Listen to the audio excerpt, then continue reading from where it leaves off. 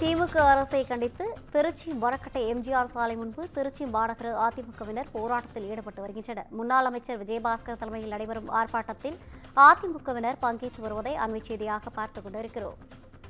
இதுகுறித்தான கூடுதல் விவரங்களோடு இணைகிறார் நமது செய்தியாளர் கோவிந்தராஜ். வணக்கம் கோவிந்தராஜ், கூடுதல் விவரங்களை வழங்கலாம். திமுக அரசை கண்டித்து திருச்சி மாநகர் அதிமுக சார்பில் தற்போது கண்டன ஆர்ப்பாட்டம் திருச்சி மரக்கடை பகுதியில் நடைபெற்று வருகிறது. திருச்சி டு மதுரை தேசிய நெடுஞ்சாலையில் கட்டப்பட்டுள்ள பஞ்சப்பூரின் ஒருங்கிணைந்த பேருந்து நிலையமானது மக்கள் பயன்பாட்டிற்கு கொண்டு வர வேண்டும்.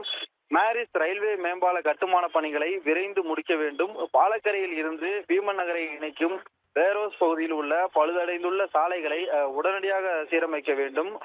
பாதாள சாக்கடை திட்டத்தை விரைந்து முடிக்க வேண்டும். திமுக அரசு மற்றும் மாநகராட்சி நிர்வாகத்தை கண்டித்து திருச்சி மாநகர் மாவட்ட கழகத்தின் சார்பாக தற்போது கண்டன ஆர்ப்பாட்டமானது நடைபெற்று வருகிறது. திருச்சி மரக்கடை எம்ஜிஆர் திடல் அருகே புதுக்கோட்டை வடக்கு மாவட்ட செயலாளரும் முன்னாள் அமைச்சருமான விஜயபாஸ்கர் தலைமையிலும் திருச்சி மாநகர் மாவட்ட அதிமுக செயலாளர் சீனிவாசன் முன்னிலையிலும் இந்த கண்டன ஆர்ப்பாட்டமானது நடைபெற்று வருகிறது. இந்த கண்டன ஆர்ப்பாட்டத்தில் அதிமுக நிர்வாகிகள், தொண்டர்கள் சுமார் 300க்கும் மேற்பட்டோர் கலந்து கொண்டு திருச்சி மாவட்ட நிர்வாகத்தை கண்டித்தும் திருச்சி மாநகராட்சியை கண்டித்தும் தற்போது கோஷங்களை எழுப்பி வருகின்றனர்.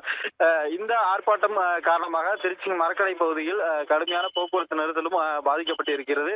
தொடர்ந்து திமுக அரசுக்கு எதிராக அதிமுகவினர் கண்டன கோஷங்களை எழுப்பி வருகின்றனர். ரவீனா,